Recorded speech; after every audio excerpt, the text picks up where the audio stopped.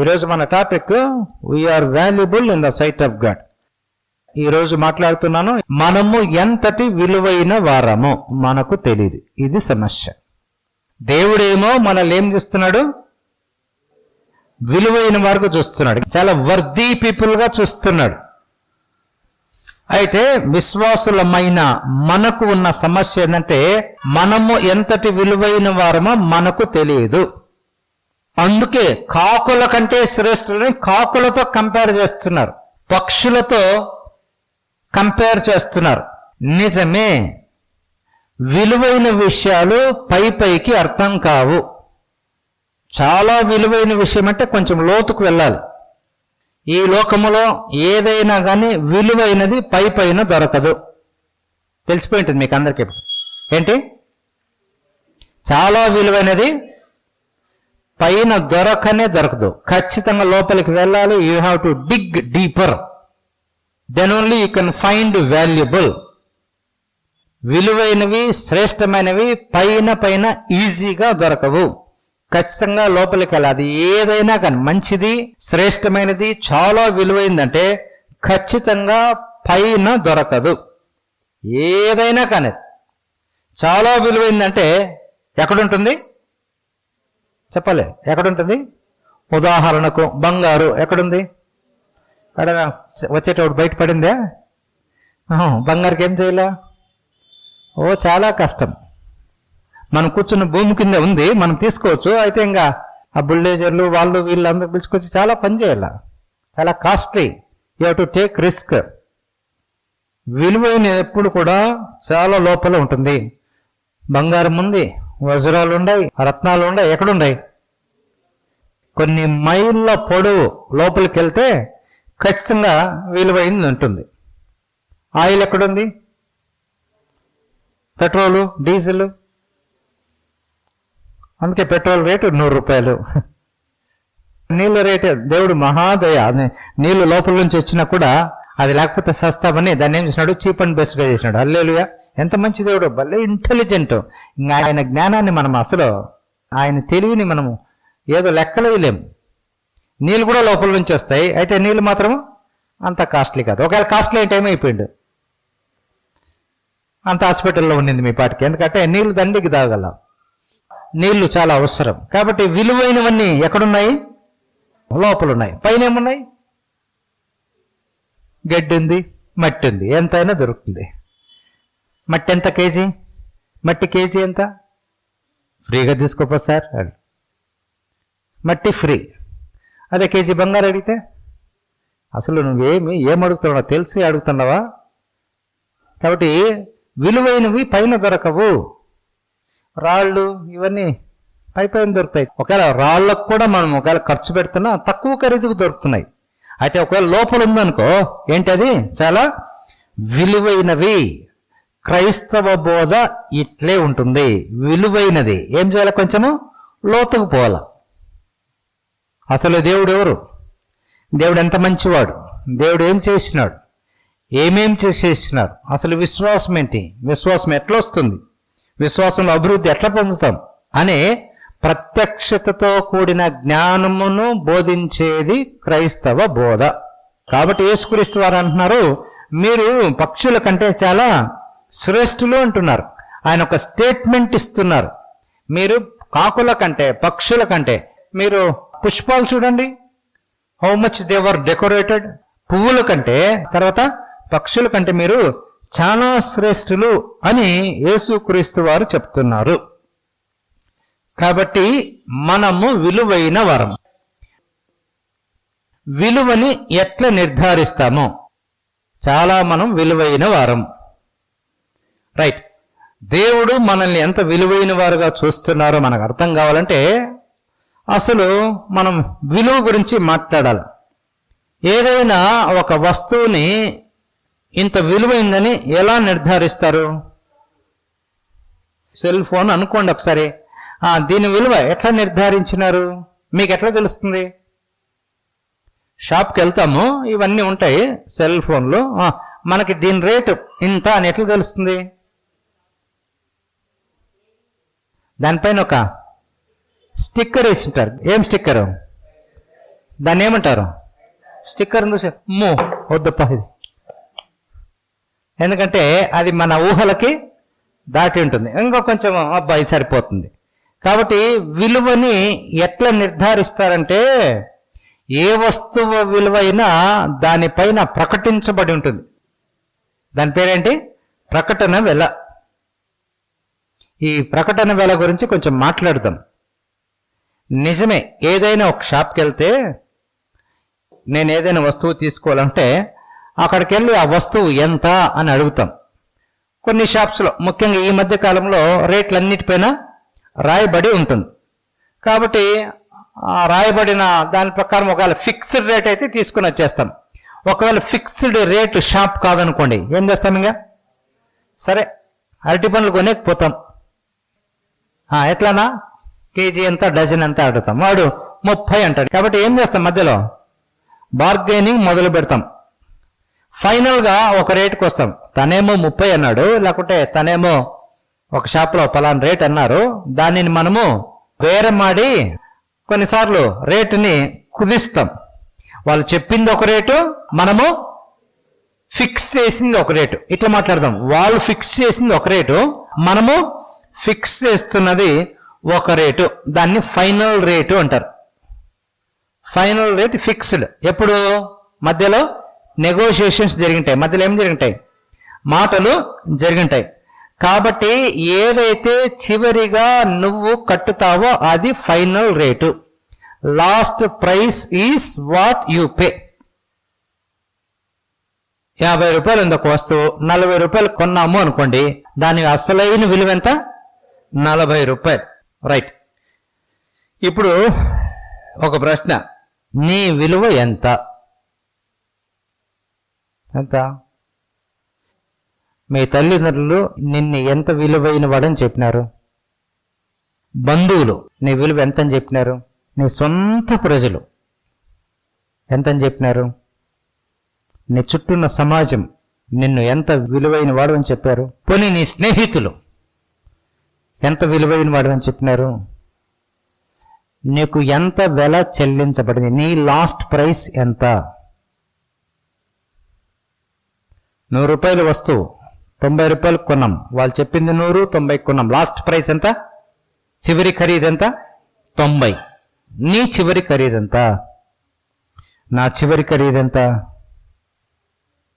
విశ్వాసులు చాలాసార్లు ఇది ఆలోచించరు. చాలాసార్లు ఇటువంటివి కొంచెం డీప్గా ఆలోచించం. ఈరోజు కొంచెం లోతుగా ఆలోచించడానికి దేవుని వాక్యం ఏం చెప్పిందో, నీ లాస్ట్ ప్రైస్ ఎంతో, నీ చివరి ఖరీదు ఎంతో అని దేవుని వాక్యం చెప్పిందో కొద్దిగా అర్థమైతే తప్ప, లోతుగా ఆలోచిస్తే తప్ప నిజంగా మన కథ మనకు అర్థం కాదు. యేసు ప్రభు కాకుల కంటే మీరు శ్రేష్ఠ అన్నమాట అసలు మనకు అర్థమే కాదు. What is your last price? What was paid by somebody as last price? చివరి ఖరీదుగా నేను ఎంతకు కొన్నారు? నీ విలువ ఎంత అని చెప్పినారు? నీ విమోచనకి, డైరెక్ట్ సబ్జెక్ట్ లేకపోతాం, నీ విమోచనకి, నా విమోచనకి ఎంత వెల చెల్లించబడింది? ఎవరైనా రక్షణ పొందుకుంటే, మళ్ళా చెప్తున్నా, నీకు యేసుక్రీస్తు అనే వ్యక్తి తన రక్తము అనే వెల చెల్లించారు. Hallelujah! That is last price. ఏంటి నీ విలువ ఎంత? యేసుక్రీస్తు వారి రక్తం. యేసుక్రీస్తు వారు తన సొంత పరిశుద్ధ నిష్కల్మషమైన ఆ రక్తము చెల్లించి నీకు నాకు వెల చెల్లించారు. ఎప్పుడైతే యేసుక్రీస్తు వారు రక్తము చిందించారో అప్పుడు వెల కట్టబడిందా? ప్రశ్న. లేకుంటే ముందే కట్టబడిందా? యేసుక్రీస్తు వారు రక్తముతో నిన్ను కొన్న తర్వాత నీకు విలువ వచ్చిందా, లేకపోతే ముందే వచ్చిందా?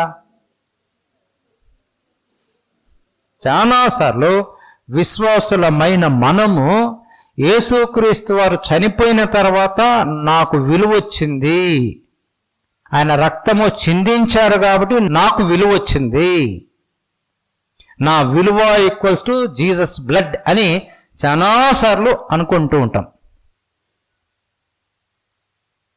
నిజమే, యేసుక్రీస్తు వారు చనిపోయారు నన్ను కొనటానికి.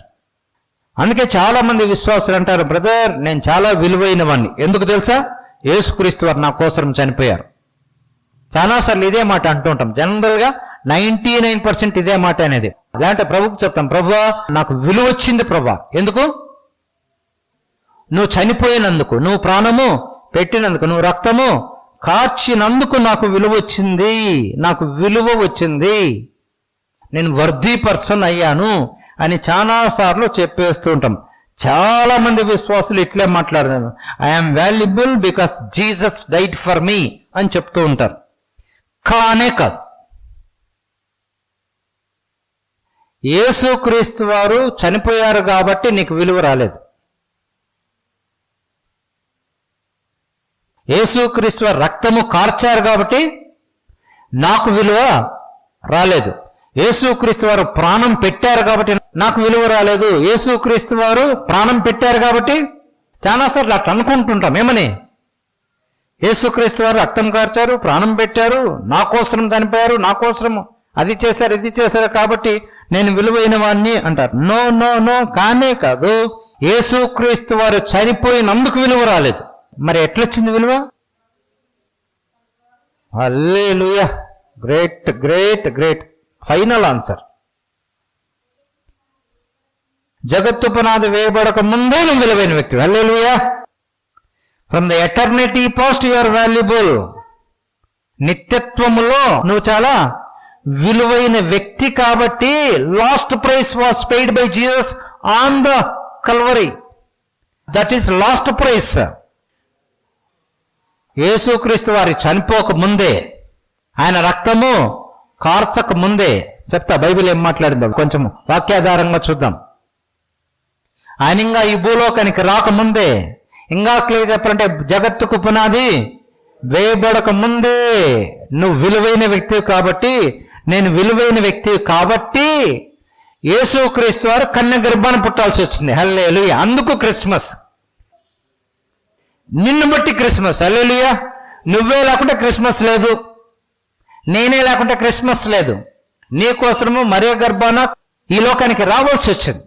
నువ్వు విలువైన వ్యక్తి కాబట్టి నీకోసం మరణించాల్సి వచ్చింది, నా కోసం మరణించాల్సి వచ్చింది, మరణాన్ని జయించాల్సి వచ్చింది. ఇవంతా ఎందుకు చేసినారంటే నేను విలువైన వ్యక్తి కాబట్టి ఇవన్నీ యేసుక్రీస్తు వారు చేస్తూ వచ్చినారు. జగత్తుకు పునాది వేయబడక ముందే దేవుని దృష్టిలో చాలా చాలా చాలా విలువైన వ్యక్తి కాబట్టి తన కుమారుణ్ణే నీ కోసం నా కోసం పంపించేశాడు. ఇప్పుడు అర్థమైతే ఏమి? తన కుమారుణ్ణి అనుగ్రహించిన దేవుడు ఇంకా సమస్తాన్ని మనకెందుకు అనుగ్రహింపడు అనే మాట ఇప్పుడు అర్థమైతుంది. నువ్వు చాలా విలువైన వ్యక్తి కాబట్టి కన్య గర్భము ధరించడం జరిగింది, మనుష్యుల చేతిలో హింసించబడటం జరిగింది, ఆయన కొట్టబడటం జరిగింది. నువ్వు విలువైన వ్యక్తి కాబట్టి, నువ్వు విలువైన వ్యక్తి కాబట్టి ఆయన ప్రాణం పెట్టడం జరిగింది. స్వయాన దేవుని కుమారుడే ఆ దైవత్వాన్ని వదిలి ఆయన నీకోసరము నువ్వు చాలా విలువైన వ్యక్తివని తెలిసి ఆయన పరలోకాన్ని వదిలి వచ్చారు. హల్లెలూయా. కాబట్టి నువ్వు ఎప్పుడు విలువైన వ్యక్తివి? జగత్తుకు పునాది కాబట్టి నీ రేట్ ఎప్పుడు ఫిక్స్ అయింది? భూమికి ఇంకా పునాదులు వేయకముందే నీ రేటు నా రేటు ఫిక్స్డ్. ఆ రేటు ఫిక్స్ అయిందని కన్ఫర్మేషన్ ఏ రోజు జరిగింది? శిలువలో ప్రాణం పెట్టినప్పుడు ఆ రోజు confirmation, final rate, this is your rate అని యేసుక్రీస్తు వారి మరణంతో నీకు నాకు అర్థమైంది. కాబట్టి మళ్ళా చెప్దాం, యేసుక్రీస్తు వారు చనిపోయినందుకు విలువ రాలే మనకు. చెప్పండి ఎందుకు వచ్చింది విలువ? ఆయన మనల్ని విలువైన వ్యక్తులుగా ప్రారంభం నుంచి చూస్తున్నారు కాబట్టి మనము విలువైన వ్యక్తులు. ఆయన ప్రణాళికలో, ఆయన ఆలోచనల్లో నిత్యత్వానికి ముందే నువ్వు చాలా విలువైన వ్యక్తి కాబట్టి, నేను చాలా విలువైన వ్యక్తిని కాబట్టి ఆయన నీ కోసరం నా కోసరం తన కుమారుని యేసుక్రీస్తు వారిని లోకానికి పంపించేసి తన కుమారుని పరిశుద్ధమైన రక్తం చేత నిన్ను నన్ను కొన్నారు. ఇంకెట్లా చెప్పాలంటే 1వ అధ్యాయంలో దేవుడు ఒక మాట అన్నాడు, మన స్వరూపమందు మన పోలిక చొప్పున నరులను చేయుదము అన్నప్పుడే నువ్వు విలువైన వ్యక్తివి. ఆ రోజు ఇంకా దేవుడు అన్నాడే, మన స్వరూపమందు మన పోలిక చొప్పున నరులను చేయుదమన్నాడు.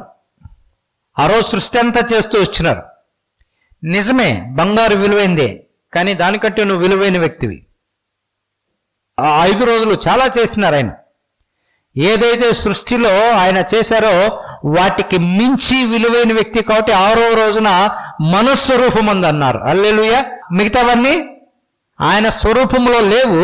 నువ్వు నేను ఆయన రూపంలో ఉన్నాము. We are in the image and likeness of God అని దేవుని వాక్యం చెప్పేది. అందుకే కీర్తనాకారుడు ఆశ్చర్యపోతాడు. ఓసారి కీర్తనాకారునికి ఇంత అర్థమైంది కాబట్టి ఆయన ఇక్కడొచ్చి ఈ పాయింట్లో వచ్చి ఆలోచించినాడు. కాబట్టి కీర్తనాకారుడు ఏం పాడతాడో పాట ఒకసారి చదువుదాం. చూడండి, కీర్తనలు 8 3వ వచనం చూద్దాం. నీ చేతి పని అయినా నీ ఆకాశములను నువ్వు కలుగజేసిన చంద్ర నక్షత్రములను నేను చూడగా, ఇవన్నిట్లో చూస్తూ ఉంటే 4వ వచనం చూడండి, నువ్వు మనుష్యుని జ్ఞానం చేసుకోవడానికి వాడే పాటు వాడు. ఫైనల్గా నీ మైండ్లో ఎవరు గొప్పలు తెలుసా? దేవుడా. ఎవరు? నరపుత్రుడు. నేనేమనుకున్నా, నరపుత్రుడు, తప్పుగా అర్థం చేసుకున్నావు. నువ్వు నరపుత్రుని, మానవుని దర్శించుటకు వాడు ఏ పాటి వాడు. నెక్స్ట్ ఫస్ట్ చూడండి, నువ్వు మనుష్యుని జ్ఞాపకం చేసుకోవడానికి వాడే పాటి వాడు. నెక్స్ట్, నీవు నరపుత్రుని దర్శించుటకు వాడే పాటి వాడు. దేవుని కంటే వానిని కొంచెం అర్థమైపోయింది ఆయనకి. ఎట్లంట అంటే దేవుడు మనిషి ఒకటే అని కీర్తనాకారునికి ఎప్పుడో అర్థమైపోయింది.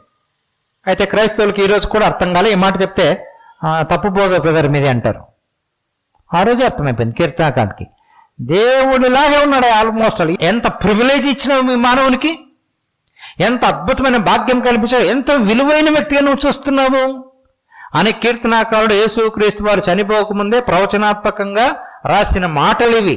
ఆయనకు అర్థమైంది కాబట్టి. నెక్స్ట్ చూడండి ఎట్లంటే 5వ వచనం, దేవుని కంటే వాన్ని కొంచెం తక్కువనిగా చేసినావు. నెక్స్ట్, మహిమ ప్రభావములతో నువ్వు వానికి కిరీటము ధరింపజేసి ఉన్నావు అని మనిషి యొక్క విలువను గుర్తెరిగిన కీర్తనాకారుడు చక్కగా పాట రాస్తున్నాడు యేసుక్రీస్తు వారు చనిపోక ముందే. చాలా మంది విశ్వాసులు ఏమంటున్నారు, యేసుక్రీస్తు వారు నా కోసము ప్రాణం పెట్టారు కాబట్టి ఆయనే ప్రాణం పెట్టకపోయింటే నాకు ఏ విలువ ఉండేది. సారీ, వెనక్కి చేసుకుందాము, రాంగ్ అండర్స్టాండింగ్ కొట్టేద్దాము. ఎప్పుడు విలువైన వ్యక్తులము? యేసుక్రీస్తు వారు ఇంకా ఈ భూలోకానికి రాకముందే, రక్తము చిందించకముందే, భూమికి పునాదులు వేయబడక ముందే నువ్వు చాలా విలువైన వ్యక్తివని దేవునికి తెలుసు కాబట్టి అది మనం అర్థం చేసుకోవాలా. కీర్తనాకారునికి ఆ విషయము అర్థమైంది కాబట్టి కీర్తనాకారుడు అన్నిటి గురించి ఆలోచిస్తున్నాడు. నేనేదో మానవుడు సాధారణమైన వ్యక్తి అనుకున్నా, అమ్మమ్మ కానే కాదే, అద్భుతమైన వ్యక్తి. ఎంత విలువ ఇచ్చావు, ఎంత గొప్ప భాగ్యం ఇచ్చినావు, ఎంత అధికారం ఇచ్చినావు. నువ్వు మహిమ ప్రభావంతో మనకి కిరీటము అంటే మనిషిని ఎట్లా చూసినాడు, ఒక గొప్ప ఉన్నతమైన స్థానంలో చూసినాడు. కాబట్టి కీర్తనాకారుడు ఎంత దేవుడు విలువిచ్చినాడో అర్థమైంది కాబట్టి ఆ మాటని కీర్తనాకారుడు రాస్తున్నాడు. ఎంత మహిమ ఇచ్చినావయ్యా, ఎంత అధికారం ఇచ్చినావు, ఎంత గొప్ప సింహాసనం వేసినావయ్యా మానవునికి నువ్వు అని దేవునితో మాట్లాడుతున్నాడు. అందుక నువ్వు దిగి వచ్చిండేది, అందుక యేసుక్రీస్తు నువ్వు పంపించిండేది. ఇట్లాంటి విలువైన వ్యక్తి కాబట్టి పరలోకం నుంచి నువ్వే నీ కుమారుడైన యేసుక్రీస్తుని ఈ లోకానికి పంపించేసినవే అని కీర్తనాకారునికి అర్థమైంది కాబట్టి ఆ మాటలు రాస్తున్నాడు. కాబట్టి కీర్తనాకారుడు ఆశ్చర్యపోతున్నాడు. ఎవరిని చూచి? మానవుణ్ణి చూసి. తనని తాను చూసుకొని ఆశ్చర్యపోతున్నాడు. యేసుక్రీస్తు వారు చనిపోకముందే అంత ఆశ్చర్యపోతే చెప్పండి, యేసుక్రీస్తు వారు చనిపోయి రక్షణ పొంది పరిశుద్ధాత్మను పొంది సంఘములో చేరి ఇంత వాక్యం వినే మనము ఇంకా ఆశ్చర్యపోవాలి. దేవుడు మనకు ఎంత విలువిచ్చారో మనం గుర్తించి గ్రహించి. కాబట్టి నీ విలువ నా విలువ నిత్యత్వములో నిర్ధారించబడింది. ఇంకా భూమి అసలు లేనప్పుడు, ఇక సృష్టికి ఇంకా ఆరంభము లేనప్పుడే నీ విలువ నా విలువ నిర్ధారించబడింది. కాబట్టి దేవుడే చివరికి ఎవరిని పంపించేసినాడు? నిన్ను కొనాలంటే ఆయనకు ఒకటి ఆధారం. ఎవరు? తన కుమారుడైన యేసుక్రీస్తు వారి పరిశుద్ధ రక్తము. కాబట్టి ఆ రక్తము చిందించినప్పుడు కొత్తగా నీకు విలువ రాలే. చెప్పండి మళ్ళా. రక్తము చిందించక మునిపే నీ విలువ నా విలువ అంత. కాబట్టి ఆ ప్రశస్తమైన విలువైన రక్తము నీ కోసరము నా కోసరము సిలువలో చిందించబడింది అని మనం గుర్తించుకోవాలి. ఇప్పుడు ఇట్లా మాట్లాడదాం. నిజమే, ఆదాముని చేసినాడు. ఆదాము తప్పు చేసేసినాడు. తప్పు చేసేసిన తర్వాత దేవుడు ఏం చేసినాడు? ఇంక పో భ్రష్టుడా అని అనలేడు కూడా. ఎందుకంటే నిజమే తప్పు చేసినాడు, కానీ ఎవరి రూపంలో ఉన్నాడు? తన రూపంలో ఉన్న వానిని దేవుడు కాదనలేడు. ఇంకా ఆయన తప్పు చేయకముందే మన క్రిస్మస్ రోజు మాట్లాడుకున్నట్టు ఈయన తప్పు చేస్తాడని తెలుసు, తప్పుకు పరిష్కారం కూడా తెలుసు. తప్పు చేస్తాడని కూడా పరిష్కారం ఎందుకు కలిగి ఉన్నాడంటే ఈయన చాలా విలువైన వ్యక్తి, దేవుని రూపంలో ఉన్న వ్యక్తి. కాబట్టి ఇటువంటి విలువైన వ్యక్తి కోసరము మరలా తన దగ్గరికి చేర్చుకోవాలంటే, తన బిడ్డగా చేసుకోవాలంటే ఆదాము ద్వారా వచ్చిన పాపాన్ని తొలగించి మరలా నీతిమంతునిగా చేసి తన దగ్గరికి చేర్చుకోవాలంటే యేసుక్రీస్తు వారిని పంపాలి. ఆ శిలువ కార్యం ఆయన చేయాలి, రక్తము చిందించాలి, చనిపోవాలి, పాతిపెట్టబడాలి, తిరిగి లేవాలి. కన్ఫర్మేషన్కి పంపిస్తున్నాడు. నీ విలువ ఇంత అని రుజువు చూపేందుకు, అంటే రుజువు చేసేందుకు యేసుక్రీస్తు వారిని పంపారు అని మనము గ్రహించాలి విశ్వాసులుగా. ఎందుకంటే మనం దేవుని రూపంలో దేవుని పోలికలో ఉన్నాము. మనము చాలా విలువైన వారం కాబట్టి యేసుక్రీస్తు వారు మీరు కాకుల కంటే శ్రేష్ఠులు అనిలే. సార్ ఏమన్నాడు? కీలకమైన పదం. ఎంతో శ్రేష్ఠుడు. అవి కాకులు దేవుని రూపంలో లేవు, మీరు దేవుని రూపంలో ఉన్నారు. నిజంగా మీ విలువ మీకు తెలియదు,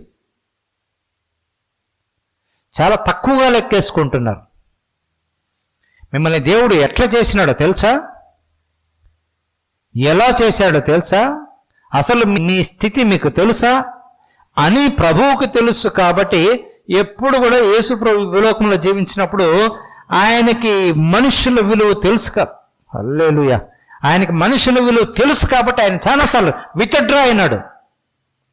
పట్టుకొచ్చినారు వ్యభిచారపు స్త్రీని. ఏమన్నాడు?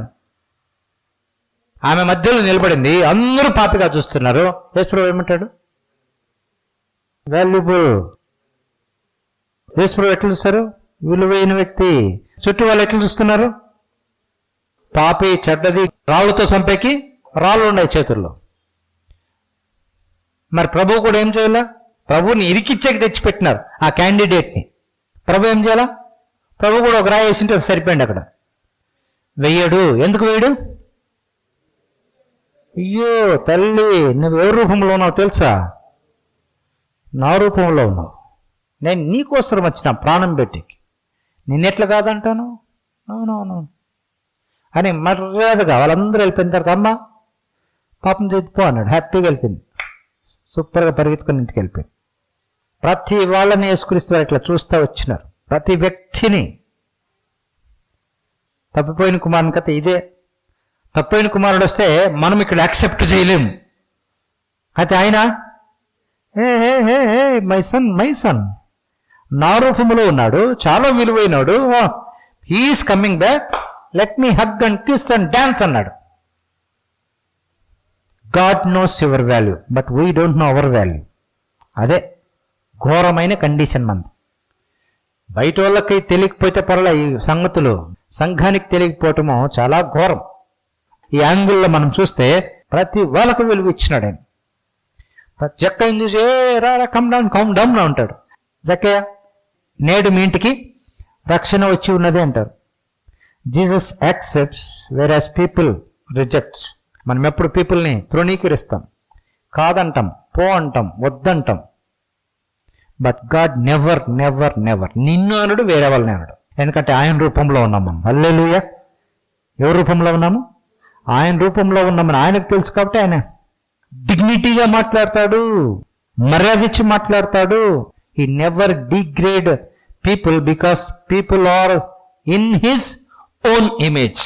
తన రూపంలో ఉన్నారు, తన పోలికలో ఉన్నారు, విలువైన వ్యక్తులని దేవుడికి తెలుసు. కాబట్టి అల్టిమేట్గా ఫైనల్గా యేసుక్రీస్తు వారి ప్రాణాన్ని ఇచ్చుటకు, యేసుక్రీస్తు వారి రక్తాన్ని ఇచ్చుటకు ఇంకా దానికంటే తక్కువ ఇంకేమీ చెల్లించలేరు. అసలు ఒక మనిషి విలువ ఎక్కడుంది తెలుసా? సరే, మన బంధువులకి రక్తం కావాలి, ఎంత ఇస్తాము? 250 ml, 5 లీటర్లో 1/4 లీటర్ కూడా తీసుకోరు, అతి జాగ్రత్తగా తక్కువ తీసుకుంటారు. ప్రభు ఎంత ఇచ్చినారు? 5 లీటర్లు మొత్తం. హల్లెలూయా. నువ్వు నీ సొంత తండ్రికి తల్లికి 1/4 లీటర్ ఇచ్చేకి భయపడతావే? ఇవ్వవే. 5 లీటర్లు ఇచ్చేసినాడే ప్రేమమయుడు. ఆ ప్రేమ ఎక్కడైనా ఉందా? ఎందుకంత ఇచ్చినాడంటే విలువైన వ్యక్తి కాబట్టి ఇచ్చారు. ఆయన ఇచ్చినందుకు విలువ పెరగలేదు. చెప్పండి ఏమాట? ఆయన రక్తము కార్చినందుకు విలువ పెరగలేదు. విలువైన వ్యక్తులం కాబట్టి ఆయన మనకు రక్తము ఇచ్చారు అని మనకు అర్థం కావాలి. కాబట్టి మనం ఎంత విలువైన వ్యక్తులో అర్థం కావాలి. విలువ అనేది మనకు అసలు ఒక సబ్జెక్ట్, ఒక టాపిక్ అర్థం కావాలి. సరే, ఇట్లా చెప్దాం. ఏదైనా ఒక వస్తువు తీసుకుంటాము. సరే, బండి అనుకున్నాం, తీసుకున్నాం, 1 లక్ష రూపాయలు తీసుకున్నాం. మళ్ళీ 2-3 ఏళ్ళకి అమ్మాలంటే ఏం చేయాల? ఎక్కువ పోతుందా తక్కువ పోతుందా? అది మన కథ, అది మన పరిస్థితి. అయితే లోకంలో కొన్ని ఉన్నాయి, కొన్నిసార్లు అక్కడక్కడ విని ఉంటాం. చరిత్రలో ఎక్కడో విన్నాను. ఒకసారి అంటే ఒక చిత్రం వేసినాడు ఒక చిత్రకారుడు, పెయింటర్ ఒక పెయింటింగ్ వేసినాడు. మేబీ వరల్డ్ ఎక్కడో జరిగింది ఇది. ఆ పెయింటింగ్ 75 కోట్లు పోయిందంట. ఎంత పోయింది? ఒక 2x2 పేపర్, అది 2x2 పేపర్లో ఒక చక్కటి పెయింటింగ్ ఎన్ని కోట్లకు పోయింది? మనకు కానీ తెచ్చిస్తే అది ఆ పిచ్చి గీతలు అర్థం కాక ఏమంటాం తెలుసా? ఒక పేపర్ ఒక 50 రూపాయలు, పెయింట్ 50 రూపాయలు. ఎందుకు 75 కోట్లు ఇచ్చినారంటే ఆ కొన్న వ్యక్తికి దాని విలువ తెలుసు, మనకు దాని విలువ సేమ్. మనకతే మనకు తెలియదు కాబట్టి పక్క వాళ్ళ కథ అస్సలు తెలియదు మనకు. నా కథే నాకు తెలియనప్పుడు, నా విలువే నాకు తెలియనప్పుడు నా పక్కన వాళ్ళ కథ ఇంకా అస్సలు తెలియదు. అది క్రైస్తవుల పరిస్థితి, విశ్వాసుల పరిస్థితి. అయితే అదే పెయింటింగ్ 75 కోట్లకు కొని ఒక 25 ఏళ్ళ తర్వాత 150 కోట్లకో సంథింగ్ ఏదో అమ్మినాడంట ఆ వ్యక్తి. ఎందుకు ఆయన వ్యక్తి కొన్నాడంటే పెయింటింగ్ విలువ తెలుసు కాబట్టి. యేసుక్రీస్తు వారిని పంపి రక్తంతో ఎందుకు కొన్నారు నిన్ను? నీ కథ నీకు తెలియదు. నిజమే, ఆ పెయింటింగ్ కథ నాకు తెలియదు. నీకు గాని తెచ్చేసే ఊరికి ఇసిరిపారేస్తావు గాలికి. అయితే 75 కోట్లు పెట్టినాడు ఒకడు, మళ్ళా ఒక 25 ఏళ్ళ తర్వాత 150 కోట్లు పెట్టి ఒకడు కొన్నాడు. ఎందుకంటే ఆ పెయింటింగ్ విలువ ఆ కొనేవానికి తెలుసు. కాబట్టి నీ విలువ ఎంతో ఆయనకు తెలుసు. కాబట్టి నీ కోసం ఎవరు పంపారు? ఎట్లా చెప్తామా? నేను విలువైన వ్యక్తి కాబట్టి దేవుడు నా కోసం యేసుక్రీస్తు వారిని పంపారు. చాలాసార్లు యేసుక్రీస్తు వారు వచ్చినాక విలువ పెరిగింది. సారీ, రాంగ్ అండర్స్టాండింగ్, తప్పు అవగాహన, దాన్ని తీసివేసుకోవడానికి ప్రయత్నం చేయాలి. కాబట్టి మన విమోచనలో ఏమి జరిగింది? ఆ విమోచన క్రయధనము అంటారు. అంత ధనము ఎందుకు చెల్లించారంటే అంత విలువైన వ్యక్తులం కాబట్టి. ఒక రేటు ఫిక్స్ అయి ఉంటుంది. ఊరికి ఎక్కువ రేటు పెట్టి కొనుక్కోం. 100 రూపాయల రేటు ఉండేదాన్ని 10,000 ఇచ్చి కొనుక్కోం. కాబట్టి నీ విలువ నా విలువ ఎంత అంటే దేవుడు నిర్ణయించారు. ఎంత? యేసుక్రీస్తు వారి రక్తంతో నిన్ను కొనాలని దేవుడు నిర్ణయించారు. కాబట్టి నువ్వు అంతటి విలువైన వ్యక్తి కాబట్టి యేసుక్రీస్తు వారిని నీ కోసం నా కోసము పంపారు. కాబట్టి నీ కోసము నా కోసము వెల చెల్లించబడింది. Final rate fixed. ఎవరు ఫిక్స్ చేశారు? దేవుడే ఫిక్స్ చేశారు. ఎవరి ద్వారా? యేసుక్రీస్తు వారి ద్వారా నీ రేటు నా రేటు ఫిక్స్ చేశారు. ఇక ఆ రేటుకు మించి కానీ ఆ రేటుకు తక్కువ కానీ ఎవరు కొనలేరు. ఎవరు నన్ను ఏమీ చెయ్యలేరు. ఎవరు ఇంతగా పరిశుద్ధమైన నిష్కలంకమైన రక్తం పెట్టి నన్ను ఇంకెవరు కొనరు. నీ విమోచన క్రయధనము ఎంత అంటే యేసుక్రీస్తు వారి పరిశుద్ధమైన రక్తము. సరే, ఈ విమోచనకి 2 పేర్లు ఉన్నాయి, అర్థం చేసుకోవడానికి ప్రయత్నం చేద్దాము. రిడెంప్షన్కి 2 ఇంగ్లీష్ మీనింగ్స్ ఉన్నాయి. ఒకటి, నంబర్ 1 ఏంటంటే we literally bought out of the market. అంటే సరే ఇట్లా చెప్తాం, మార్కెట్లో ఆ కాలంలో పశువుల్ని పెట్టేవాళ్ళు, పశువులను కొనుక్కొచ్చేవాళ్ళు. కొంతమంది మనుషులను పెట్టి సంతలో ఈ మనుషుల్ని కొనుక్కోబోండి అనేవాళ్ళు. ఆ కాలంలో వాళ్ళు మనుషుల్ని కొనుక్కొచ్చేవాళ్ళు. అట్లా నువ్వు నేను కూడా సంతలో ఉండగా ఎవరు కొన్నారు? యేసుక్రీస్తు వారు కొన్నారు. దేని చేత? తన ప్రాణము చేత, తన రక్తము చేత. విమోచనకు అర్థం నీవు ఆ సంత నుంచి విడిపించబడ్డావు, నువ్వు కొనబడ్డావు. మొదటి అర్థం ఏంటి? విమోచనకు అర్థం ఏంటి? నేను కొనబడ్డాను. ఎవరితో? యేసుక్రీస్తు వారితో, లేదా యేసుక్రీస్తు వారి రక్తంతో. నెక్స్ట్ రెండవ అర్థం ఏంటంటే you are sold out. Sold out అంటే నువ్వు అమ్మివేయబడ్డావు, ఇంకా మళ్ళా నిన్ని కొనాల్సిన పని లేదు. నువ్వు ఎవరి చేత అమ్మివేయబడ్డావు? యేసుక్రీస్తు వారు కొన్నారు కాబట్టి నువ్వు అమ్మివేయబడిన వ్యక్తివి. కాబట్టి ఇంక మళ్ళా నో మోర్ ఫర్ సేల్. వస్తువుని కొనేసిన తర్వాత మళ్ళా దాన్ని కొనేది ఉండదు. కాబట్టి నేను ఎవరు కొన్నారు? యేసుక్రీస్తు వారు కొన్నారు. దేని చేత? రక్తం చేత. కాబట్టి మార్కెట్లో ఉన్నాము, కొన్నారు, నువ్వు విడిపించబడ్డావు. నువ్వు మళ్ళా విడిపించబడాల్సిన పని లేదు. నువ్వు మళ్ళా అమ్మబడే వ్యక్తివి కాదు. నిన్ను కొన్నారు, నిన్ను యేసుక్రీస్తు వారు తన రక్తం చేత కొన్నారు. ఇట్లా అర్థం చేసుకుందాం. ఎవరైనా ఒక వస్తువుని కొనేసిపోతే, ఈ మధ్యకాలంలో ఎక్కడో చూసినాను, ఎక్కడికో పోయినాను, పోతే ఇదంటే సార్ దీన్ని చూడొద్దండి అన్నాడు. ఎక్కడో మరి నాకు గుర్తురాలే. ఎందుకు చూడకూడదంటే ఇది ఆల్రెడీ సోల్డ్ అవుట్ అన్నాడు. కాబట్టి అమ్మివేయబడిన వస్తువును మరలా కొనుక్కోలేము. ఆ విధంగా నువ్వు నేను మార్కెట్ నుంచి విడిపించబడ్డాము. ఒకటి విమోచనకు అర్థము. రెండవది కొనబడ్డాం. ఇక మనల్ని విడిపించేది జరగదు, కొనేది కూడా. Final price fixed. విలువైన వ్యక్తి కాబట్టి ఆ విధంగా యేసుక్రీస్తు వారు వచ్చారు నీ దగ్గరికి, నా దగ్గరికి, నీకోసం నా కోసం ఆ భయంకరమైన శిలువను భరించారు, అవమానం భరించారు, శ్రమలు భరించారు. అబ్బా, ఇక్కడ అర్థమైపోయింది. నువ్వు విలువైన వ్యక్తి కాబట్టి శ్రమలు భరించినారు. నేను విలువైన వ్యక్తిని కాబట్టి శ్రమలు భరించారు. లేకపోతే శ్రమలు భరించాల్సిన పని లేదు. కొన్నిసార్లు శ్రమలు పడుతూ ఉంటాం కొన్ని అసలైన విషయాల కోసం. ఎందుకంటే అది మంచిది కాబట్టి, అది మనకు అత్యవసరము కాబట్టి, అది మనకు కావాలి కాబట్టి. కాబట్టి దేవుడికి మనం కావాల్సిన వ్యక్తులం కాబట్టి తన కుమారుడిని యేసుని లోకానికి పంపారు. ఆయన నీ కోసం నా కోసం శ్రమ పడ్డారు. కాబట్టి దేవుడు ఎంత విలువైన వ్యక్తులుగా మనం చూస్తున్నాడో మనకు అర్థం కావాలి విశ్వాసులుగా.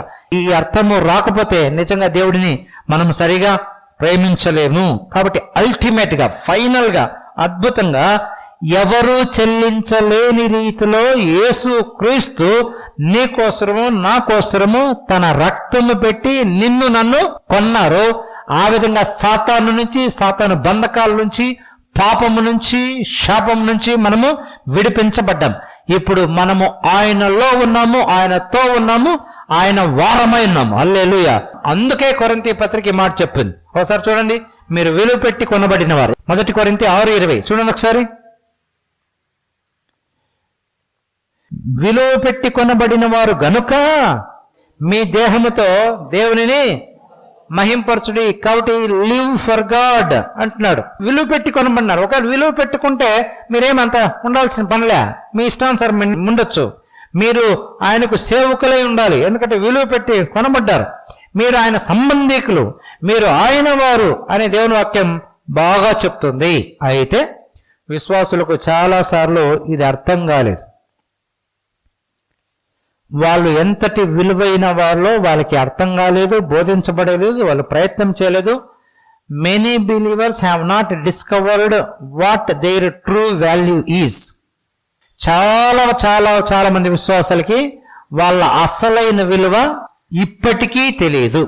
యేసుక్రీస్తు వారు చనిపోయి 2000 సంవత్సరాలు అయిపోయినప్పటికీ, ఆ వెల నిత్యత్వంలో నిర్ణయించబడినప్పటికీ విశ్వాసులు దేవుని సంఘంలోకి వచ్చి, దేవుని రాజ్యంలో చేరి, దేవుని కుటుంబంలో ఉండి కూడా వాళ్ళు ఎంత విలువైన వారని దేవుడు చూస్తున్నాడో అర్థం కాలేదు కాబట్టి వాళ్ళు వారి అవగాహన చొప్పున బ్రతుకుతూ ఉన్నారు.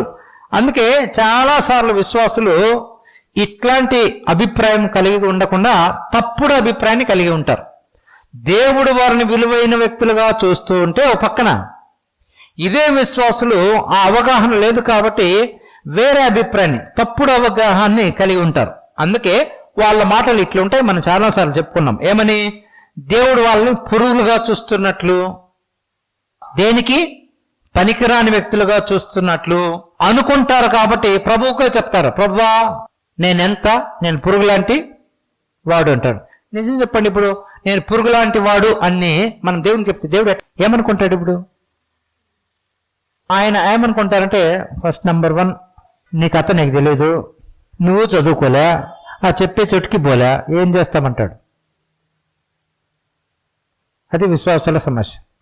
చదవరు, వినరు, అర్థం చేసుకునే ప్రయత్నం చేయరు, పోనీ చెప్పే చోటుకి పోరు.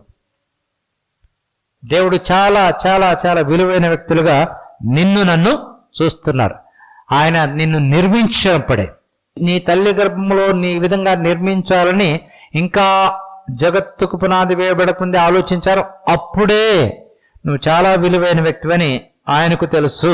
కాబట్టి అది మనం గుర్తించాలి. ఇంకొంచెం ముందుకెళ్తాము. మన విలువని మనము గ్రహించాలని దేవుని వాక్యము బల్లగుద్ది చెప్తుంది. అప్పుడే గట్టిగా బ్రతుకుతారు విశ్వాసం. అప్పుడు మాత్రమే స్ట్రాంగ్గా ఉంటారు. అప్పుడు మాత్రమే దేవుని వాక్యం దగ్గరికి వస్తారు, దేవుని వాక్యాన్ని ప్రేమిస్తారు, దేవుని సన్నిధిని ప్రేమిస్తారు, వాక్యంతో బాగా టచ్ పెట్టుకుంటారు, వాక్యం దగ్గరికి తమకు తామే వస్తారు.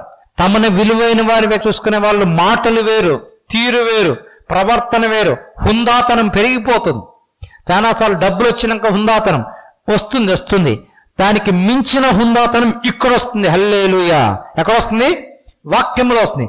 అసలైన హుందా, అసలైన గౌరవము నీకు దేవుని వాక్యం అర్థమైతేనే వస్తుంది. దేవుని వాక్యం అర్థం కాకుండా నువ్వు ఏ ఉద్యోగం చేసినా, ఎంత హైయెస్ట్ పొజిషన్లో ఉన్నా, ఖచ్చితంగా you have lesser feelings, inferior feelings ఖచ్చితంగా డామినేట్ చేసేకి అవకాశం ఉంటుంది. కాబట్టి విలువను గురించి మాట్లాడతాం. రైట్, నీ విలువ, నా విలువ మనకు అర్థం కాల. దేవుడేమో నేను విలువైన వ్యక్తిగా చూస్తున్నాడు. అయితే దేవుడు విలువైన వ్యక్తిగా చూస్తున్నప్పటికీ నీ గురించి నీకు అర్థం కాలేదు, నంబర్ 1. రెండవది, నీ గురించి నీ చుట్టుపక్కల ఉండారే వాళ్ళు అస్సలు చెప్పలేరు. చాలాసార్లు ఎట్లా లెక్కించుకునే ప్రయత్నం చేస్తామంటే, నా గురించి ఏమనుకుంటాండారు? అసలు మన గురించి ఎవరైనా 2 మాటలు చెప్పాలా, మునుగు చెట్టు ఎక్కేhinటాం. మనకు ఒక గుణం ఉంది, అబ్బా ఎంత అందంగా ఉన్నావు అక్క అంటే మెలికలు తిరిగిపోతాడు. అదే సహజ గుణము. చాలాసార్లు మన విలువ మనకు తెలియనప్పుడు ఇతరులు మాట్లాడే మాటల పైన మన విలువని లెక్కేసుకునే సహజ గుణము మానవులలో ఉంది. ఇంకొంచెం ముందుకెళ్తాం. ఎంత తెలివైన వాడు నీ స్నేహితుడో, లేకపోతే నీ ఫ్రెండో, లేకపోతే నీ ఆత్మీయుడో అయినప్పటికీ ఎవ్వరు కూడా నీ విలువని కరెక్ట్గా చెప్పరు. నువ్వెంత విలువైన వాడో భూప్రపంచంలో ఎవడు చెప్పడు నీకు. ఎందుకంటే ఎవరికీ నీ విలువ తెలియదు. అయితే మన విలువని ఎట్లా లెక్కేసుకుంటా అంటాం? చాలాసార్లు మన వాల్యూని వేరే వాళ్ళ మాటల పైన లెక్కేసుకుంటా అంటాం. మనకు ఒక గుణం ఉంది, అది వేరే వాళ్ళు తిడితే కుంగిపోయేది, వేరే వాళ్ళు పొగిడితే పైకి పోయేది. ప్రజల గురించి మాట్లాడాల. ఈ చుట్టూ ఉన్న ప్రజలు ఎంత తెలివైన వాళ్ళైనా, ఎంత గొప్ప స్థానంలో ఉన్నా, ఎంత స్మార్ట్, ఇంటెలిజెంట్, ఎంత lovable, pleasurable, nobody can tell you about you. Proof చూపిస్తా, వాక్యాధారంగానే మాట్లాడదాం. మత్తయి సువార్త 16. ఇప్పుడు అర్థమవుతుంది ఎందుకు ఈ మాటలు మనం మాట్లాడుతున్నాము. ప్రజలెవరు నీ గురించి సరైన మాటలు చెప్పజాలరు అని మాట్లాడుతున్నాం. 16వ అధ్యాయము 13వ వచనం. యేసు ఫిలిప్పుదైన కైసరియా ప్రాంతంలోకి వచ్చి మనకులాగా ఎంక్వైరీ, మనుష్య కుమారుడు ఎవరని జనులు చెప్పుకొనుచున్నారని తన శిష్యులను అడుగగా, యేసుక్రీస్తు వారు స్వయంగా ఇంటర్వ్యూ చేస్తున్నారు. నా గురించి జనాలు ఏం చెప్పుకుంటా ఉన్నారు అని అడిగినాడు. ఇప్పుడు చూడండి, వారు కొందరేమో బాప్తిస్మం ఇచ్చే యోహాను అంటున్నారు, కొందరు ఏలియా అంటున్నారు, కొందరు ఇర్మియా అంటున్నారు, లేక ప్రవక్తలో ఒకడనియు చెప్పుకొనుచున్నారని రైట్. ఎవరిని అడుగుతున్నాడు యేసు ప్రభు? ఏమని అడుగుతున్నాడు? నా గురించి ప్రజలు ఏమంటున్నారు? వీళ్ళందరూ వాళ్ళు ఏమనుకుంటున్నారు చెప్తున్నారు. ఏమంటా? కొందరు పలాని వ్యక్తి అని, ఇంకొందరు పలాని వ్యక్తి అని, ఇంకొందరు పలాని వ్యక్తిని, ఇంకొందరు ఇంకొక వ్యక్తిని అనుకుంటున్నారు అన్నాడు. ఇప్పుడు చెప్పండి ప్రశ్న, ఇంతమంది జనాలు, వేల మంది లక్షల మంది ఉండే జనాలలో ఒక్కడైనా కరెక్ట్ చెప్పినారా? యేసుక్రీస్తు వారు ఎవరో చెప్తా, యేసుక్రీస్తు వారిని 30 సంవత్సరాలు చూసినారు. నీలాంటి వ్యక్తి కాదు యేసుక్రీస్తు వారు. ఆ జనాలకంతా తెలుసు. 12 ఏళ్ళలో దుమ్ము లేపినాడు దేవాలయంలో, అది కూడా తెలుసు. ఒక హిస్టరీ ఉంది, రికార్డు ఉంది యేసుక్రీస్తు వారికి. యేసుక్రీస్తు వారు ఆ 3 రాష్ట్రాలకి హీరో. ఆయన జన్మ ప్రత్యేకము, ఆయన టీచింగ్ ప్రత్యేకము, ఆయన జీవితం ప్రత్యేకము. వాళ్ళమ్మ చాలా మంచి మాటలు చెప్తుంది. ఆయన కోసం శాస్త్రులు పరీక్షలు ఎంటబడతారు. ఆయన ఒక విచిత్రమైన క్యాండిడేటు. చిన్నపిల్లడు ఇంత జ్ఞానం ఎట్లా ఉందని ఆయన గురించి టాక్ ఆఫ్ ద టౌన్ 3 రాష్ట్రాల్లో. 30 ఏళ్ళు చూసి 31, 32 సంవత్సరంలో మాట్లాడుతున్నాడు యేసు ప్రభు. ఆయన బోధలు తెలుసు, ఆయన అద్భుతాలు తెలుసు, ఆయన చేసినవన్నీ తెలుసు, చేస్తున్నవన్నీ తెలుసు. అసలు ఆయన ప్రత్యేకమైన వ్యక్తి అని తెలుసు. ఆయన మాట స్టైల్ వేరు అని తెలుసు. ఆయన పడుకునేది వేరు, కూర్చొనేది వేరు, లేచేది వేరు, ఆయన ప్రేమ వేరు. అసలు ఆయన ఎంతమంది బాగు చేస్తున్నాడు తెలుసు. కన్యమరియ గర్భంలో పుట్టినాడని, ఆయన ఎవరికి సంబంధించిన వ్యక్తి, ఏ ఇంటికి సంబంధించిన వ్యక్తి, పూర్తి డీటెయిల్స్ తెలుసు. నీ డీటెయిల్స్ ఏం తెలియవు ఇంకా జనాలకి. తెలియని వాళ్ళు చాలా మాట్లాడతారు. తెలిసిన వాళ్ళే 30 ఏళ్ళు, 31, 32 సంవత్సరాలు చూసిన వాళ్ళే యేసుక్రీస్తు గురించి ఏమనుకుంటా ఉన్నారు ప్రజలు నా గురించి అంటే ఒక్కరు కూడా కరెక్ట్ ఆన్సర్ చెప్పలేదు. ఎందుకంటే మనుషులు మన గురించి చెప్పజాలరు. మనుషులు మన గురించి చెప్పజాలరు. నిజంగా ఆశ్చర్యపోవాల్సిన విషయము. అందరూ చూసినారు, అందరికీ తెలుసు, ప్రసిద్ధి చెందిన వ్యక్తి. ఆయన తెలియని వ్యక్తి అంటూ ఎవరూ లేరు ఆ ప్రాంతాలలో. వాళ్ళ ఫ్యామిలీ డీటెయిల్స్ తెలుసు, ఆయన వృత్తి తెలుసు, ఆయన మాటలు తెలుసు, ఆయన జీవితం పూర్తి తెలుసు. అయితే ఈరోజు నా గురించి ఏమనుకుంటున్నారని అడిగితే ఏం చెప్తారు? అసలైంది చెప్పరు, చెప్పకూడదు చెప్తారు. బాగా రాసుకోండి. You must never ask who they think that you are. నువ్వెవరో అని ఎవరిని ఎప్పుడు అడగకుందము గాక. Never ask people. క్రైస్తవ విశ్వాసులుగా మనకు కాబట్టి అర్థం కావాలా ఏమని? ఫీడ్బ్యాక్ తీసుకోవచ్చు కానీ దాన్ని నమ్మకూడదు. నా గురించి జనాలు ఏమనుకుంటున్నారని అసలు ఎప్పుడు జనాలు మనము అడగకూడదు. ఎందుకంటే యేసుప్రభు అడిగినాడు, యేసుప్రభుకి వచ్చిన రిపోర్ట్ ఏంటి? అంతా రాంగ్ రిపోర్ట్. ప్రజలు ఎట్లాంటి వాళ్ళంటే నీ గురించి వరస్ట్గానే చెప్తారు ఎక్కువ శాతం. ఎప్పుడైనా నా గురించి ఏమనుకుంటున్నారు అని అడిగినా అనుకో, ఆ బ్రదర్ వచ్చి అన్నా నీ గురించా, వాళ్ళు ఇట్లా అనుకుంటా, అన్నా నీ గురించి ఇట్లా. కాబట్టి ఏది ఉత్తమము? అడగకుండా ఉండటం ఉత్తమం. ఎందుకంటే ప్రజలకి అర్థం చేసుకునే శక్తి లేదు, వాళ్ళు చెప్పరు. ఒకవేళ చెప్పినా వాళ్ళు తమ కంటే తక్కువ చేసే నీ గురించి చెప్తారు. ఎప్పుడైనా ఎవరైనా సహజమిది. ఖచ్చితంగా ప్రజలు తమ కంటే నిన్ను తక్కువ చేసి ఎక్కువ భాగం ఇట్లే మాట్లాడతారు. నీ పైన ఉన్న చెడ్డ అభిప్రాయాన్ని ఈజీగా వ్యక్తం చేస్తారు. సృష్టించుకున్న అభిప్రాయాలు ఖచ్చితంగా వ్యక్తం చేస్తారు. నువ్వు చాలా తక్కువైన వాడవనే చెప్తారు, ఎక్కువ వాడవని ఎవ్వరూ చెప్పరు, చాలా మట్టుకు చెప్పరు. ఇట్లా చెప్తా. ఒకవేళ బ్రాడ్ మైండ్ ఉండి, ఒకవేళ నీకు చెప్పే వ్యక్తికి చాలా పెద్ద మైండ్ ఉండి, బ్రాడ్ మైండ్ ఉండి, పాజిటివ్గా థింక్ చేసే వ్యక్తి అయినా కూడా అంత గొప్పగా చెప్పడు నీ గురించి. దేవుని వాక్యం చెప్పినంత మాత్రం పొరపాట్లు చెప్పడు. కాబట్టి ఏం చేయొచ్చు మనం? నా గురించి ఏమనుకుంటున్నారని ఎవరిని అడగకూడదు. అడిగితే రాంగ్ రిపోర్ట్స్ వస్తాయి. ఇది ప్రపంచము, ఇది మన చుట్టూ ఉన్న ప్రజలు. ఒకవేళ వాళ్ళు దేవుని వాక్యానుసారంగా ఆలోచించే వ్యక్తులైతే సంపూర్ణంగా వాళ్ళు మాత్రమే నీకు సరైన రిపోర్ట్ ఇస్తారు తప్ప ఎవరు లోకములో ఈవెన్ విశ్వాసుల మధ్య సరి అయిన రిపోర్ట్స్ నీ గురించి ఎవరు చెప్పరు. ఎదుటి వ్యక్తిని తమ కంటే గొప్ప చేసి పొరపాట్లు మాట్లాడినారు. ఒకవేళ ఇట్లా మాట్లాడదాం, పొరపాట్లు మాట్లాడితే దట్ ఈస్ కాకా. మేబీ కాకా తెలుసు కదా, కాకా అంటే కాకా పట్టేది. కాకా పట్టేటి మాత్రం బొబ్బను బోలే మంచోడనా లోపల వేరేటి జరుగుతుంటాయి. ఈ వచనమే పక్కా ప్రూఫ్ మనకి. మనుషులు మన గురించి సరైన రిపోర్ట్ ఇవ్వరు అనడానికి ఇదిగో ఎన్నో వచనము, మత్తయి సువార్త 16వ అధ్యాయము 13వ వచనము చక్కటి ప్రూఫ్. కాబట్టి ఆ హోల్ కమ్యూనిటీలో, ఆ వేల లక్షల మందిలో యేసుక్రీస్తు వారు పుట్టి పెరిగి చక్కగా మాట్లాడి జీవించి పరిశుద్ధంగా జీవించినప్పటికీ ఆయన గురించి ఒకడు కూడా సరిగా అర్థం చేసుకోలే, సరైన రిపోర్టు ఎవ్వరు ఇవ్వలే. కాబట్టి ప్రజలు మన గురించి సరైన రిపోర్టు ఇవ్వరు. నెక్స్ట్ సరే, అది ప్రజల కథ. నెక్స్ట్ యేసుక్రీస్తు వారు ఏం చేస్తున్నారు చూద్దాం. 16వ అధ్యాయం మళ్ళీ చూడండి, 15 వచ్చిన. అందుకు ఆయన, ఎందుకు చెప్పండి, ఎందుకు ఆయన వాళ్ళు అట్లా చెప్పిరి పోన్లే అని వాళ్ళ కథ ఇసిపెట్టి ఇప్పుడు అందుకు ఆయన మీరైతే ఏందంట, సరే వాళ్ళ కథ వదిలేద్దాం, లక్షల మందిని వదిలేద్దాం. మీరెంతమంది?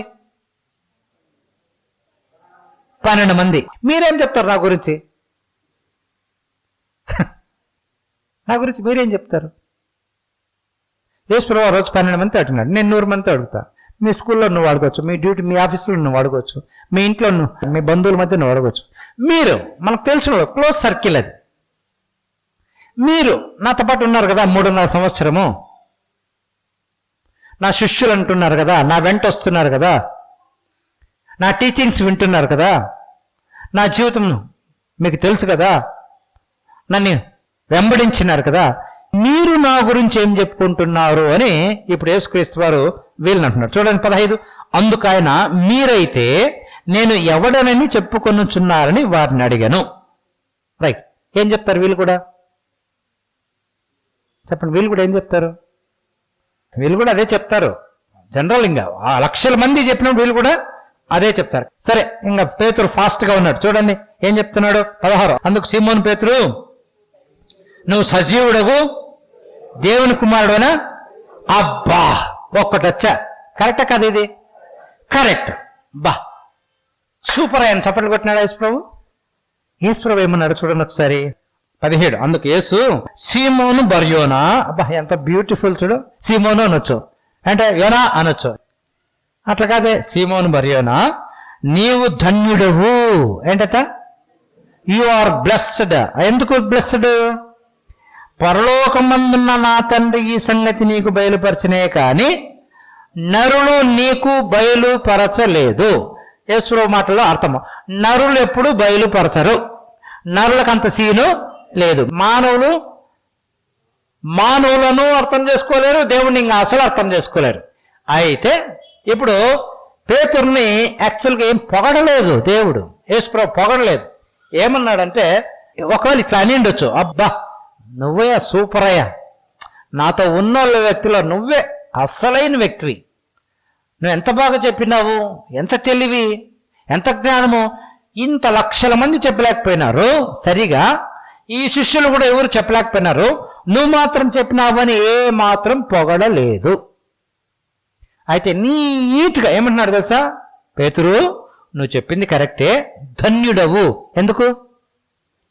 ఎందుకు ధన్యత? నీకెందుకు ధన్యుడు అని నేను అంటున్నానంటే, పరలోకమందున్న నా తండ్రి ఈ సంగతి నీకు బయలుపరచనే గాని నరులు నీకు బయలుపరచలేదు. ఇంగ్లీష్లో చాలా బాగుంటుంది, ఒకసారి ఇంగ్లీష్ ఉంటే చూసుకోండి ఒకసారి.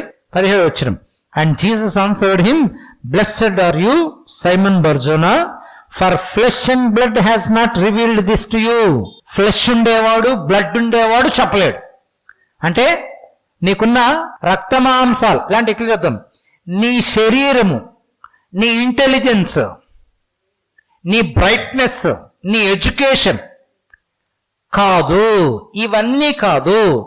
నా గురించి నేను దేవుని కుమారుడని చెప్పటానికి నీ చదువు కానీ, నువ్వు నా దగ్గర ఉన్నది కానీ, క్లోజ్గా ఉన్నది కానీ అది కాదు. నిజమే, నువ్వు చెప్పింది రైటే. ఎందుకు చెప్పావంటే నీ జ్ఞానం కాదు, నీ తెలివి కాదు, నీ ఆలోచన కాదు. ఇది ఎవరి ఆలోచన? దేవుడు నీకు తెలియజేశాడు. కాబట్టి నువ్వేం చెప్తున్నావు? నేను దేవుని కుమారుడని చెప్పావు. ఈ గ్రేట్ డిస్కవరీ నీకు ఎట్లా తెలిసిందంటే దేవుడు చెప్పాడు కాబట్టి నువ్వు చెప్తున్నావు. నిజంగా మనుష్యుల వలన ఇది జరగదు. నీకున్న ఇంటెలిజెన్స్, ఐక్యూ కాదు, ఏమీ కాదు. నువ్వు ఎంత చక్కగా ఆన్సర్ ఇచ్చినావు అంటే సూపర్గా ఇచ్చినావు. అయితే ఎందుకు ఆన్సర్ ఇచ్చినావు? దేవుడు నీకు ఈ సంగతి తెలియచేశారు కాబట్టి. నేనెవరో నీకెవరు చెప్పారు? దేవుడు తెలియజేశాడు కాబట్టి నువ్వు ఆ మాట అన్నావు. మిగతా వాళ్ళకి దేవుడు ఆ మాట తెలియజేసినా అర్థం కాలేదు కాబట్టి వాళ్ళు చెప్పలేరు అని పేతురుతో చక్కగా అంటున్నాడు. కాబట్టి ధన్యుడవు అని ఎందుకన్నాడు? నీ సొంత జ్ఞానంతో వచ్చింది కాదు ఈ మాట. ఎక్కడి నుంచి వచ్చింది? దేవుడు చెప్తే నీకు ఆ తెలివి వచ్చింది కాబట్టి యు ఆర్ బ్లెస్డ్ అని పేతురుని ఏమాత్రం పొగడకుండా దేవుడి రెవల్యూషన్ని ఆయన పొగుడుతున్నట్టు మనం గుర్తించవచ్చు. దేవుడు మన కన్నులు వెలిగిస్తేనే మనకు యేసుక్రీస్తు వారు అర్థమవుతారు. చాలా మంది బయట ఇంకా యేసుక్రీస్తు వారిని తిడుతున్నారు. యేసు ప్రభుని ఏమేమో అనుకుంటున్నారు. మన కన్నులకు, మన ఆంతరంగిక నేత్రాలకు ఆయన తెలిపారు కాబట్టి మనం లోపలికి వచ్చి ప్రభువుని ఆరాధిస్తున్నాం. ఆయన మన కన్నులకు తెలియజేయకపోతే మనం కూడా వాళ్ళతో పాటే బయట ఉండేవాళ్ళం. కాబట్టి ప్రభు అని మనం ఎందుకు అంటున్నామంటే ప్రభు మన కన్నులు తెరిచినారు. ఆ రోజు పేతురు కన్నులు ప్రభు తెరకపోతే పేతురు చెప్పేవాడు కాదు. ఈరోజు నీ కన్నులు, నా కన్నులు ప్రభు తెరవకపోతే మనం కూడా ప్రభు దగ్గరికి రాము. కాబట్టి ప్రభు దగ్గరికి ఎందుకు వచ్చినాము? ప్రభు మన కన్నులు తెరిచినాడు. ప్రభు ఎవరో అర్థమయ్యేటట్లు ప్రభువే మనకు బోధించారు. కాబట్టి దేవుడు తెలియచేస్తే తప్ప నీ విలువ నీకు తెలీదు, నా విలువ నాకు తెలియదు. పేతురు ఒకడు కరెక్ట్గా చెప్పినాడు, ప్రభువా నువ్వెవరు? నువ్వు విలువైన వ్యక్తివి, నువ్వు దేవుని కుమారుడని దేవుడు చెప్పారు కాబట్టి చెప్పారు. దేవుడు చెప్పకపోతే ఏ నరుడు కూడా చెప్పలేడు. రక్తమాంసాలు బయలుపరచ నేరవు.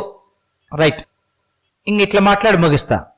నీ కథ నీకే అర్థం కాకున్నప్పుడు నీ పక్కనోళ్ళ గురించి నీకేం తెలుసు? కాబట్టి మనుషుల అభిప్రాయాలు తీసుకోకుందముగాక. నంబర్ 1, ఎందుకంటే మనుషులకి అర్థం కాదు. ఎందుకంటే వాళ్ళని వాళ్ళే అర్థం చేసుకోలేరు.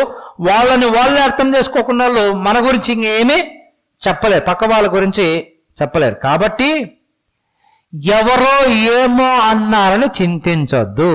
ఎవరో ఏమో పేరు పెట్టారని అస్సలు పట్టించుకోవద్దు. నీలో మంచి గుణం ఉన్నా కూడా లేనిది ఇంకోటి చెడ్డది ఆపాదించి నిన్ను చెడ్డ చేసి నీ మనసును నొప్పించే ప్రయత్నంలో వాళ్ళు ఉండగా నా గురించి వాళ్ళు ఏమనుకుంటున్నారు, వీళ్ళు ఏమనుకుంటున్నారని వాళ్ళని అడిగి మన మైండ్ ఖరాబ్ చేసుకునే బదులు ఎక్కడికి పోయేది మేలు? ఇప్పుడు చెప్పండి ఒకసారి గట్టిగా. దేవుడి దగ్గరకు వచ్చేది మేలు. ఎందుకంటే దేవునికి ఒక్కరికి విలువ తెలుసు, ఎవరికి తెలియదు. నీ విలువ ఎవరికి తెలుసు? కాబట్టి ఎవరిని అడగాల? ఎప్పుడైనా విలువ సమస్య వస్తే ఎక్కడికి పోవాలా? నిజమే, హట్ చేసే ప్రజలు ఉంటారు. అయితే మళ్ళా చెప్తున్నా, వాళ్ళకు ఒకవేళ దేవుడు బయలుపరిస్తే అదే వాళ్ళు వచ్చి మళ్ళీ చెప్తారు ఏమని? సారీ, నా మాట నేను వెనక్కి తీసుకుంటున్నాను, గ్యారంటీ చెప్తారు. ఆ గ్యారంటీ ఎప్పుడు చెప్తారంటే దేవుడు వెలిగించాలా. కాబట్టి ఆ వెలిగించేంత వరకు మనం వాళ్ళ కోసం వెయిట్ చేసి పనిలే, మనమే వెలిగించబడితే అయిపోయా. ఎవరి దగ్గరికి పోయి? దేవుడి దగ్గరికి పోయి, దేవుని వాక్యం దగ్గరికి పోయి. కాబట్టి విలువైన వారమని ఎవరు చెప్తున్నారు? ఎప్పుడు విలువైన వ్యక్తులము? యేసు ప్రభు చనిపోయినాక, చనిపోక ముందేనా? In the eternity past you are valuable. నువ్వు చాలా విలువైన వ్యక్తివి కాబట్టి నిన్ను కొనటానికి ఆయన తన కుమారుణ్ణే పంపించేశారు. బజారుకి వెళ్తాము, వస్తువులు కొంటాం, కదా. ఒక వస్తువుకు 1000 రూపాయలు పెడుతున్నాం అనుకోండి, ఎందుకు? ఆ 1000 రూపాయలకి తగ్గట్టుగా ఉంది కాబట్టి. ప్రశ్న, నిన్నెందుకు కొన్నాడు దేవుడు? నిన్ను ఎందుకు కొనింటాడు? నువ్వు చెత్తగాడని తెలిసి, చెత్తది అని తెలిసి కొంటాడా? నువ్వు విలువైన వ్యక్తివి కాబట్టి, ఆయన రక్తం ఇస్తేనే నీ విలువ కరెక్ట్ సరిపోతుంది కాబట్టి ప్రశస్తమైన అమూల్యమైన రక్తం ఇచ్చుకున్నారు. హల్లెలూయా. అది విలువ. దేవుడు నిన్ను నన్ను చాలా విలువైన వ్యక్తులుగా చూస్తున్నాడు.